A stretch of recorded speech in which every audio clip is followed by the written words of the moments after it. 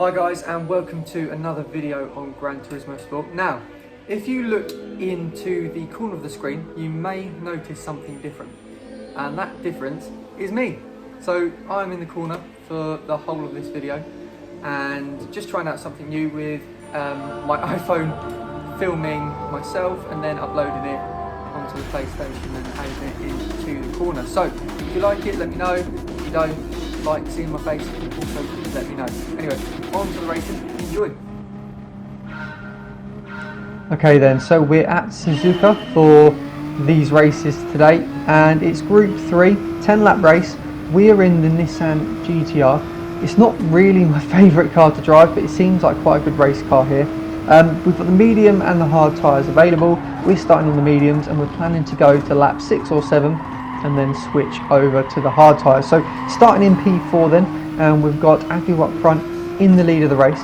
But he's coming under a lot of pressure here from the second and third place drivers, and we actually started this race, we ended up with a bit of a gap to P3, so we've got a little bit of catching up here to do. But we are gaining quite quickly through this X section, which makes me wonder, is he starting on the hard tyres? Still on the hard tyres? So if he is on the hard tyres, we're going to want to get past him as quickly as we can. Normally in this race I would recommend starting on the medium tyres if you're in the first maybe 5 drivers possibly, and then hards if you're a little bit further back, because you can pit early on the hards and try to get an undercut. But if you end up in the top 5, you start on the mediums and then you've got a driver ahead of you that is on the hards, they can hold you up and kind of ruin your race. So yeah, you can see here we're putting a lot of pressure on him. He's either just having a bad start, maybe it's his first race of the day, or he is on those hard tyres. So we need to pressure him either into a mistake or try to get past him as quick as we can. So coming on to the back straight then, and you can see we've closed up right up to the back of the Italian driver there, and it's going to be 4 of us going very, very closely into the chicane. So all kinds of chaos can happen. It's a very, very difficult corner to get right, especially this 130R as well when you're following closely. But you can see there the Italian driver a little bit late on the brakes. I think he taps the back of Agu. I'm not 100% sure, but I think he taps him. But either way, Agu is off out of the race. So that is 1 down, as I said there on the camera feed. So as we head down into turn 1 then, we're up to P3, and let's push on and see what we can do. But as we go into the first corner then, the dodging's about wide. It's 2. And yeah, we get another move done there. So now we're up into second place, and we're behind the Spanish driver just ahead. And this Spanish driver is very, very quick at this combination actually. I raced with him earlier on in the day, and he had some very, very good pace.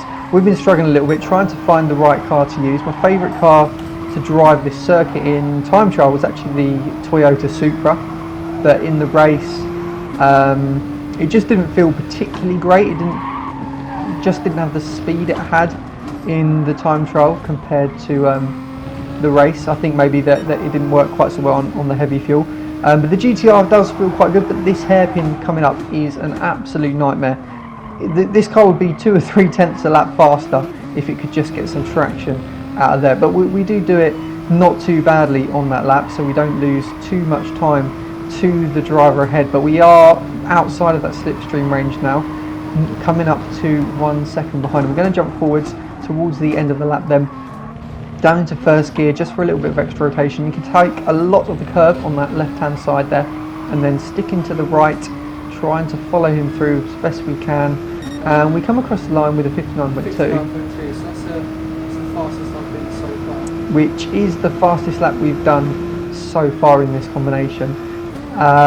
But it wasn't quite enough to stick with the driver in first place there. So you can see the first, second, third and fourth laps were not too bad, but we didn't have a particularly fast 5th lap. And now we're on our 6th lap. We're going to aim for the pits on this lap and see what the leader of the race does as well. But as we go through the chicane then, we get on the throttle a bit too early, gets a lot of oversteer as the leader does indeed pit, and then just about managed to get it into the pits. But we've ended up with a half-second penalty, so I think that was for just going across the grass on the pit entry then, and it's counted it as a corner cut. So very, very frustrating. Don't really think we deserved a half-second penalty there, but that's what we've got, and we're just going to have to take it and try to damage limitate the rest of this race then. So serving our penalty, and we've got about a second to the car behind as we get up to speed. So that penalty hasn't affected us too much. We've obviously lost a bit of time, but we're not going to lose a position here crucially. So it does look like we're going to be battling for second place now in this race. Not really much chance of catching up with the leader, who's now 7 seconds clear after our mistake and our penalty. And coming across the line, we are just within the slipstream range, but we do manage to hold him off in this race. We did build up a gap and we crossed the line to take second. We made a few mistakes, but it was alright. Q2. So hopefully digits on the hard tyres again. Okay, race 2 then, and we're starting a bit further back, down in 7th. It's a little bit busier now, and we're going to put the hard tyres on then as we are starting a little bit further back. So the tactic here is to pit on lap 3, and then we'll try to get an undercut on some of the drivers up ahead. So you can see there, Digit is indeed probably on those hard tyres, as he's gone off there at turn 2, just gone wide. Probably not used to the lack of grip that you get with these horrible hard tyres on lap 1. It does take a while for them to warm up. You can see they're just getting a little kick of oversteer and having to correct it as well. And we've got 3 Renaults up ahead then. So the Renaults in this race are one of the fastest cars in time trial, and if you want to set a quicker time trial lap, it's worth jumping in one of those. It's something that I'm meaning to do maybe towards the end of the week, but I do like sort of racing a little bit further down. If you end up in pole position, sometimes it can just ruin the racing a little bit and just be a little bit boring unless you're specifically looking for the win. So I like to start normally within the top 5 drivers, and then if I'm behind that, I'll tend to increase my lap a bit. But yeah, anyway, these Renaults, very, very quick in the time trial and at the start of the race, but they suffer from quite bad tyre wear. So as the race goes on, they should become more vulnerable to cars from behind. So lap 2 then, end of lap 2, and you can see Digit's getting very, very close going into the final chicane. But as we go around to start our next lap, he dives down into the pits. So he's going to have to do 8 laps on the medium tyres then. And this does mean that he'll probably get the undercut on us, but we could perhaps come back at him towards the end of the race. So end of lap 3 then, and we are indeed going to jump down into the pit lane ourselves as the 2 Renaults up ahead carry on. So this is a good opportunity for us to try and get a undercut on them. But as we come out the pit lane here, we just get overtaken by Wind, unfortunately, who I think also pitted on lap 2. So yeah, unfortunately this has kind of thrown a spanner in the works a little bit, and will start to affect our strategy, because we really wanted to come out behind Digit and just see if we can tag onto the back of him. But now we've got another car in between us, we're going to have to look to get a move done at some point. Wind is a very, very quick driver though, so it's not going to be the easiest thing to do, making a move. But as we're coming up to Degner 1 and 2 then, we can see Wind goes a little bit wide, but he does very, very well to save it, and that enables us to close right up to the back of him then. The Nissan GTR is such a massive booty, there's no way we're going to get a move done at the hairpin. We just want to make sure we get a good exit if we can, and we do get an okay exit, and that means we're going to be able to put some pressure on him going up the hill. And he doesn't go defensive, so we're going to look to the inside. We're going to go late on the brakes, but we understeer into him a little bit there and force him wide. So yeah, I don't think that was the fairest move from us. So we're going to pull over to the left, just going to come off the throttle a little bit and give him that place back. So letting him go through, try not to lose much time while we're doing it, and tuck him back into the slipstream. That's an interference, I think we knocked him off. So we're going to have to try and get this move done then a little bit later in the race. Possibly look down into turn 1 here if we can, but we've gone a little bit deep into the first part of the chicane and he gets a better exit than we do. But we can also see that a number of drivers are pitting, so this is going to be very interesting to see where we come out, or where they come out in relation to us. I've got rid of those pesky Renaults, damn it. Gone very deep there.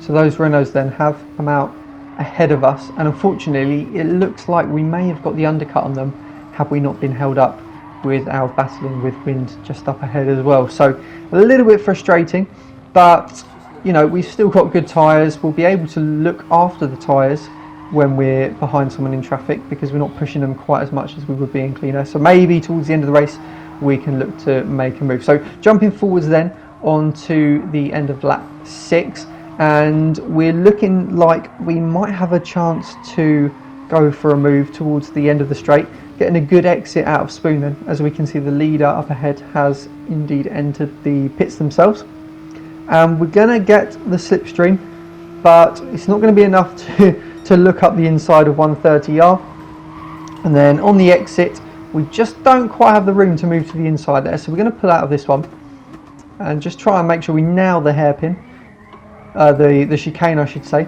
and we do get a much better exit than Wind, who gets a big kick of oversteer as he comes out of the final corner then, and we're going to get a good run on him. He's going to move to the inside and go defensive, and we're going to stay on the outside, but I do think our car has 1 lap fresher tyres. I'm just going to send it round the outside and just about managed to make that move stick. So very, very pleased with that move.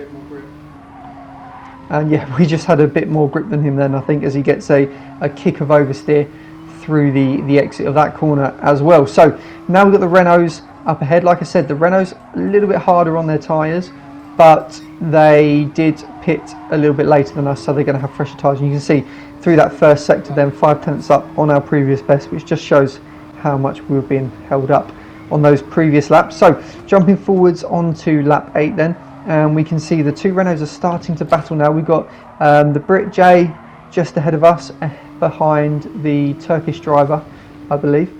And this is going to be very, very interesting, because it should give us an opportunity to start to close the gap to those Renaults and maybe challenge them to make a pass towards the end of the race. So as we head round to the final chicane then, you can see they're side by side going through there, but Jay's gone a little bit wide and his exit has been massively compromised because of that, and the GTR is a lot more powerful than these Renaults, so we should be able to get this move done in a straight line down the straight. And if we look down to the middle of the screen at the bottom, the radar, you can see indeed we've just got the extra speed and been able to do that move on the straight and take our preferred line through turn 1 and turn 2. So let's see if we can push on to the other Renault now. Still about a second ahead though, and we've only got a lap to go, so we might not be able to bridge that gap. So jumping forwards then on to lap 10, and you can see we haven't been able to close up too much to the car in front. We're still getting a lot of pressure from behind as we get some horrible wheel spin coming out of the hairpin. Again, like I said earlier, this GTR does not like that corner one bit. We now have the Renault right behind us as we head up to Spoon. We get a little bit distracted and end up running deep, understeering. Eighth lap on these, no sorry, the 7th lap on these tyres as well, and then understeering again out of the second part of Spoon, which is going to give the Renault a strong slipstream as we go down the back straight for the final time. But the Renault, like I said earlier, isn't very good in a straight line, so he's not going to be able to go up the inside of 130R, so we're going to go defensive into the final corner. He's very, very late on the brakes around the outside, but then he can't quite get it turned in and has to pull out of that one there, and we managed to hold on and we head up to the line then to finish in 6th place. That's good fun. So 11 seconds off the lead, so yeah, we did give that place back to Wind at some point, so we lost a couple of seconds there and we would have got past 2 of those Renaults. Maybe a 4th place. But thanks for watching. I hope you enjoyed that. If you did enjoy it, feel free to give it a like and consider subscribing if you haven't already, because it motivates me to make more videos. Cheers, bye.